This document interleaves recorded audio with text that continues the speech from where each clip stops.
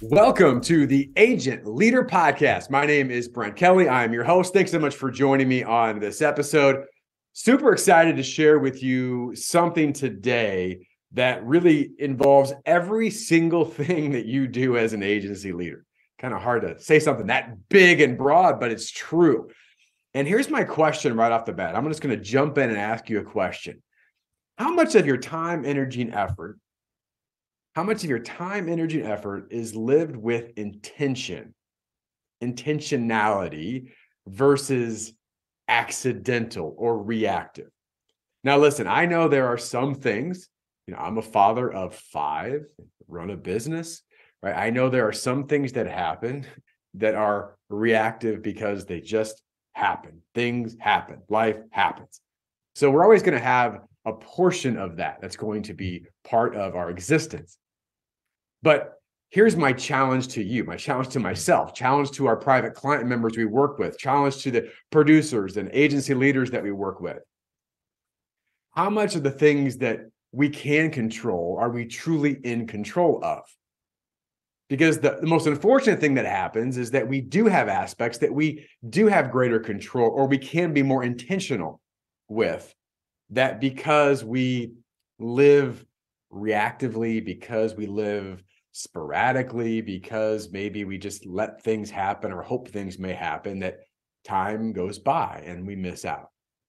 The purpose of this podcast, and I've said this many times, is to help you, the agency leader, gain clarity, build consistency, and to make a commitment on becoming your best version possible. And I love this topic, and I want to share it with you because it really encompasses all those things: clarity, consistency, and of course, commitment. I'm going to talk about aspects of that with you today, but how you can be more intentional. I'm going to give you 3 specific examples, 3 areas. I know there's more than 3, but 3 things that really jump out in our work with agency leaders we work with our private clients as part of the Sitkins network that we have a chance to work very closely with, certainly in relation to this recent event that I went to, and organizations that we have the opportunity to have an impact with, what that looks like and what that means. Now, I do want to remind you, if I haven't said this before, that if you're an agency leader, your agency is looking to get more intention and results. And by the way, I'm going to share some results today that some of our agency partners have had. In fact, we did a case study over 3 years, because there's a direct correlation between intentionality in certain areas and the results that individuals and agencies get. And I want to share that with you. And yes, it is a testament to our agencies we work with, but it also a testament to what I'm going to talk about today, which is intentionality. Okay. So I want to share that. If you're interested in learning more about if your agency would be a fit, could be a fit, should be a fit. We don't work with every agency, but if you are a high growth, high achieving, you're looking for an agency growth partner to help direct you and guide you and be that partner with you, to help your team do things that maybe you always want to do, but you haven't yet, go to sitkins.com/experience to learn more. Sitkins.com/experience. So let's dive in to intentionality. And again, I mentioned I want to talk about 3 areas. This was reinforced just recently. As I'm recording this, it was a week ago. Again, I was out in the West Coast. I was out in Los Angeles having a great conversation with a group of producers and their sales leaders. And this is a high achieving, high growth organization. They're doing incredible things. And I think a big part of this is leadership. This is the Agent Leader Podcast. And the leader of the organization out there, we were talking the night before I spoke, and he was talking about how many times he's mentioned the word intention or intentionality, that we've got to be intentional with what we're doing. And I loved it, right? And I was going to be talking about that. And I said, I'll make sure I reinforce that even more tomorrow when I speak. And I certainly tried to do this. But here's what I want to start with. I mean, think about this in general. I already mentioned there was going to be some things that are going to happen to you. But what are the things that you can make happen? And there's a difference. Here's my thought. Do something with intention or don't do it. If you're going to do something, do it with intention. And if you don't do it with intention, then don't do it. Go do something else. Just walk through the motions of stuff, right? If you're going to go watch TV with intention, meaning that I intentionally am going to watch TV, right? And that's not a very good example, but the point of it is do anything with intention, right? Do anything with intention. So I'm going to talk about 3 areas that I believe that agency leaders, producers, insurance professionals, myself, if I'm not careful, we all deal with this, that we struggle with, that I want to help maybe give you a level of awareness that you can take better action in these particular areas. Number one, and I've talked about this in different ways before, but be intentional with your calendar. This is kind of where it all starts, right? Be intentional with your calendar. Now, I will tell you from my own personal experience, I love freedom and I love kind of doing with what I want and having flexibility. And that's how my mindset is. And just kind of my nature. That's just my personality. And some people are like that, some people are not. But I am like that. So to me, to be extremely structured in my calendar is not something that I'm natural to. But what I have realized in working with agency leaders and teams and producers is the fact that when you give yourself some of these structures, starting with your calendar, it creates great freedom. It creates greater creativity when you do it in the right way. Now, I may have mentioned this in this podcast before. This is something that's been around for a while, but I had a mentor of mine years ago at an event that I was at, a leadership event. He said, Brent, don't prioritize your schedule. Don't prioritize your schedule. I'm like, what do you mean don't prioritize? I need to know what's most important. He said, no. He goes, schedule your priorities. And that comes back from Stephen Covey as well, as mentioned in his book, The 7 Habits of Highly Effective People, is to schedule your priorities. And at a very basic level, but an important level, is that if you sit down, and this is something we work with agencies, in particular producers in the producer's perfect schedule, is to design and plan your week before it begins. This is my intention for the week. Now, by the way, does that mean if you planned every minute of your week, you will hit that? Of course not. That's not reality. That's not what I'm saying. But I am saying that you should have a pretty darn good idea before the week begins of what's most important in your schedule. And that should be scheduled first, and that you allow enough time for your energy and your effort in those particular endeavors. Because if you don't, you won't likely do it, or certainly not do it with an intensity, or you certainly won't do it with consistency, all those different words. So start with your calendar first. Now, however you do this is up to you. We talk with producers about having a Sunday evening review. I don't care if you did this on Saturday or Sunday morning or late Friday even. But again, it's this idea that I am going to be intentional with my week. Have you ever had a week where you got to Wednesday and you're like, I don't know what happened this week? Now, again, that may just be a phrase that we use because we are going through things quickly, and every week is different. I understand that. But to start with intention and say, hey, for this week to be my best version possible week, what must it look like? What must I be doing in the right areas? Where can I get the greatest impact from this week? And am I designing and scheduling my week with intentionality, or do I have these blank spaces in my calendar that I hope I figure out when I get there? Now, again, I'm not telling you need to schedule every minute. For me personally, I like to look at 60 or 90-minute time chunks of focus of certain areas. Maybe there's 2 or 3 things in that block that I'm doing, but there's a focus around that. And I've learned this from a lot of different mentors in my own experience, but it just allows some freedom and creativity within that. But this 90-minute block, for example, is focused on X.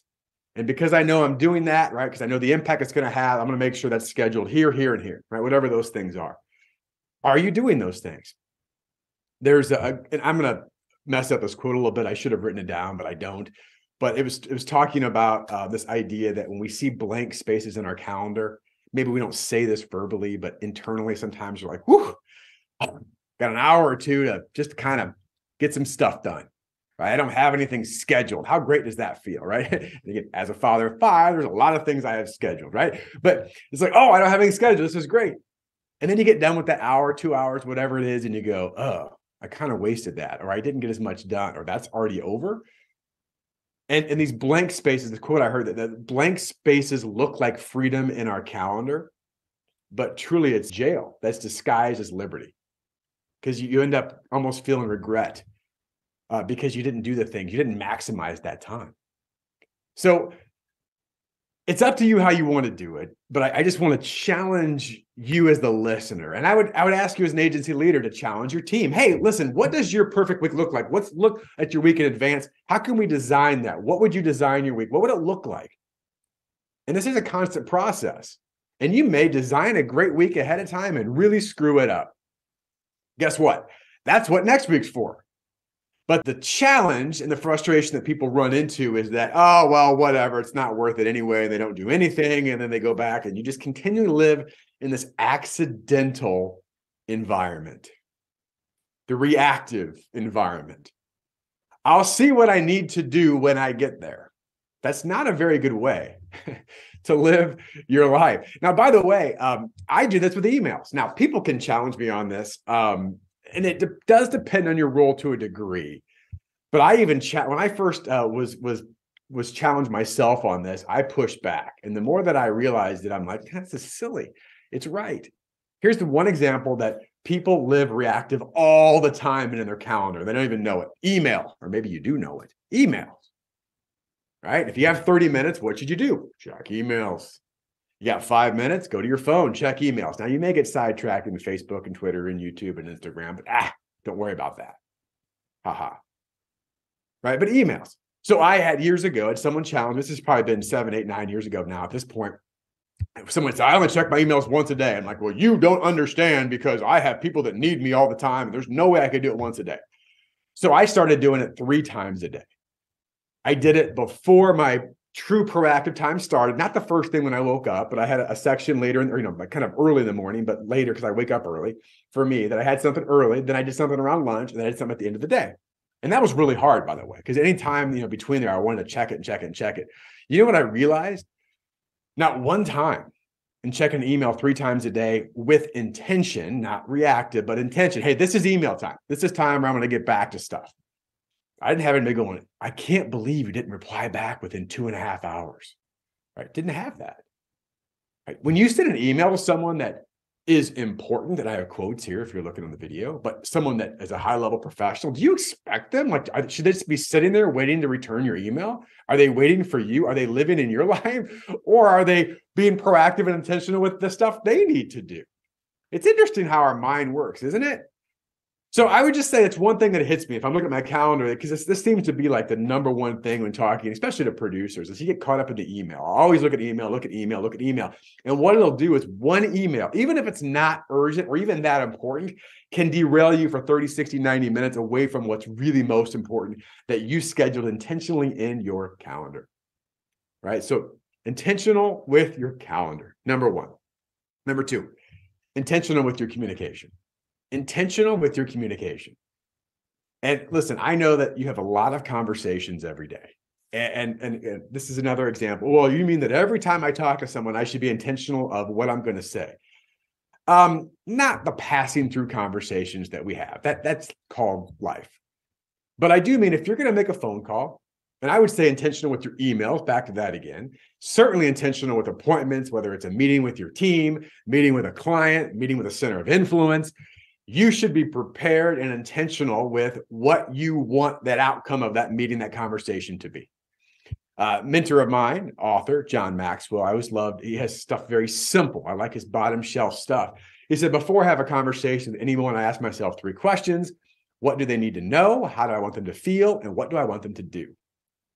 And even if I can't answer all those specifically, it gives me a process to prepare before every conversation. Hey, what do I want them to know? How would I want them to feel? And what do I want them to do? Right? And you can have that before any conversation. Well, people, I mean, maybe you've done this. I've done this where you just start randomly calling someone, whatever, because you're supposed to, or it's on your list, or maybe it is on your calendar. And then they answer and you go, oh, hey, I didn't prepare with what I was supposed to say, or I forgot, right? Because we're probably distracted. We're doing too many things. So being intentional with your communication. I'll give you an example too here. Certainly, whether you lead producers or you are a producer and you're listening to this, one of the things that we talk about oftentimes is a 30-second commercial. And this is an example of intentional communication. If someone comes up and says, hey, tell me what you do, or tell me about yourself, or, it's one of those kind of things. We should be prepared to have a pretty good answer for that question, or at least that conversation. And most times we really don't know. And I tell you, we know this because we work with producers for the first time. We start to challenge them on this. They don't have very good answers for it. And so you think about this, and let's just talk about one example of proactive communication with a future client. You may call them a prospect. We call them future ideal clients as Sitkins. But this idea of, well, if someone says, tell me about yourself or what do you do? I think at a minimum, we should know our ideal client, what their key frustration is, what our unique differentiation or process is, and how our clients win by working with us. Like that should be like, hey, typically people come to us when they're frustrated with blank. We help them through a unique process called this, and the result is blank, blank, and blank. Right? That would be intentional. And by the way, that part of it comes back to preparation. And I've done podcasts on that as well. But just again, for you to understand, think about how many conversations that you have every day, whether it's Zoom, phone, in person, again, whether it's with a client, a future client, a center of influence, someone in your office, certainly anything that's scheduled, that sometimes you walk into that conversation and just hope you say the right thing. And by the way, good news, bad news. If you've been doing this for a while, or you're a pretty decent communicator, you're good on your feet. Listen, I've done this. Like I'm very honest. I try to be as prepared as I can with everything that I can. But there are times you get lucky. That's just not the way you want to live. Right. But here's the good news. The good news is you could have that happen and still be pretty good and no one know the difference. The bad news is there could be a huge opportunity when you find out it's too late, or when you're not prepared or intentional, it's too late. Right. So just think about the intentionality of your communication. And I'm going to give one more here on this podcast today. Be intentional with your commitments. Be intentional with your commitments. It's really easy to float around. I'm going to do this. We're going to do this. I'm going to accomplish this. This is what I'm going to do. Right. And we kind of throw them out. And the reason why we can do that, is because sometimes we just want to sound good for the person we're talking to or whatever. But the other part of that, in my opinion, is the fact that we don't really have true accountability behind it. So if it goes away, so be it. Easiest example, I've talked about this before, but the New Year's resolution.